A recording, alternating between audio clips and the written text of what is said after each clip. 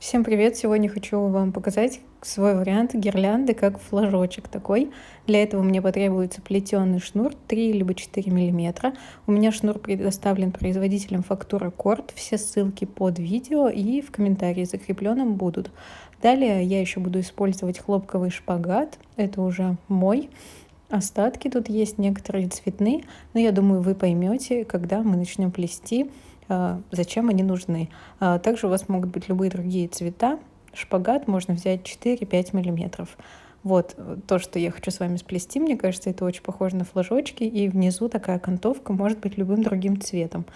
Надеюсь, что вам понравится такой вариант, потому что мне показался он очень интересным.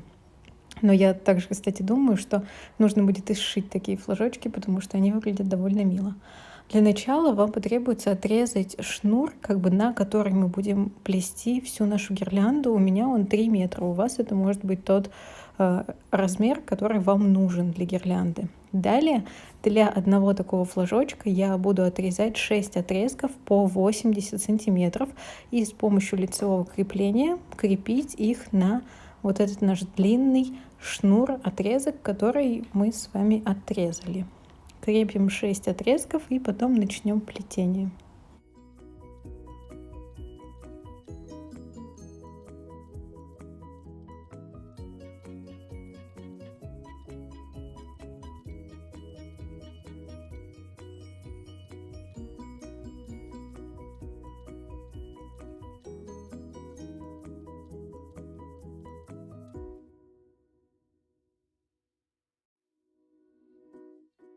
Отрезки готовы.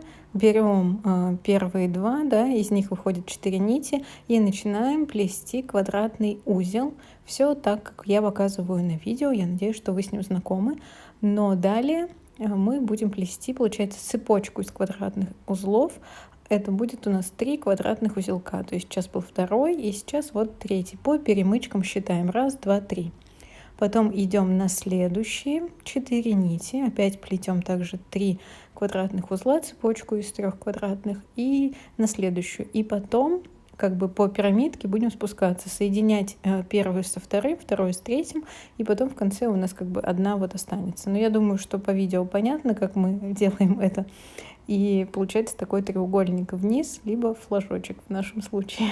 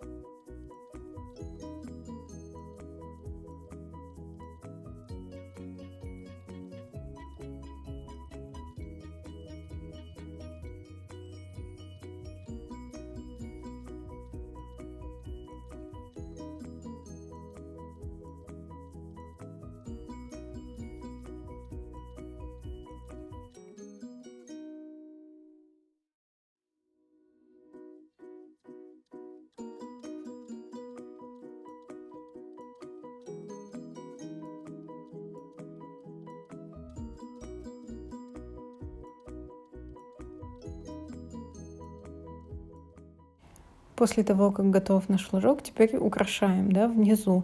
Я беру отрезок шпагата 80 сантиметров и вот таким вот образом, то есть репсовым креплением, репсовым узлом, я начинаю оплетать наши вот концы. Вот первый постарайтесь, чтобы один конец у нас вот лежал ровно, а вторым оплетаем и затягиваем. Она очень хорошо держится на самом деле. И продолжаем идти все остальные по 2 раза наматывая и будем проходить по кругу.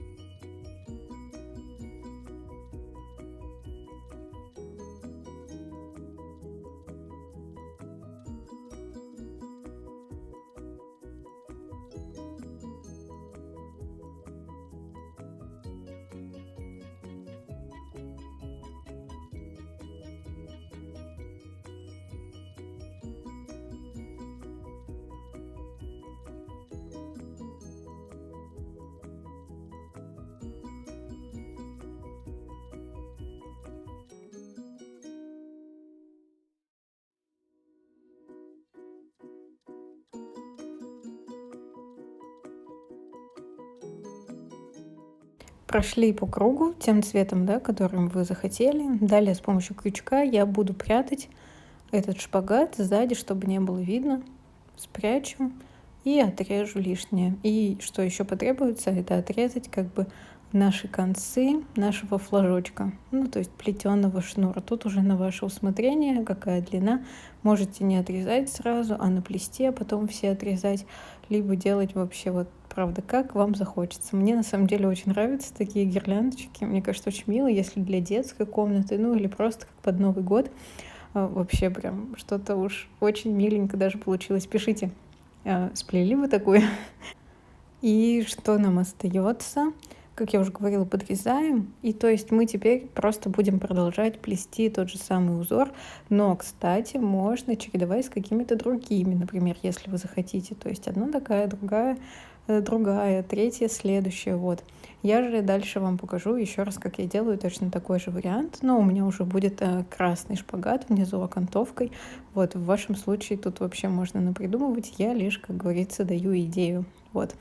Надеюсь, вам видео понравилось, и я увижу эти гирлянды в Инстаграме. Отмечайте меня обязательно. Я делаю репосты в истории, потому что очень люблю, когда меня отмечают, и я вижу свои плоды, как бы, ну или то, что я дала идею, человек как-то развил по-своему. Мне прям это очень нравится.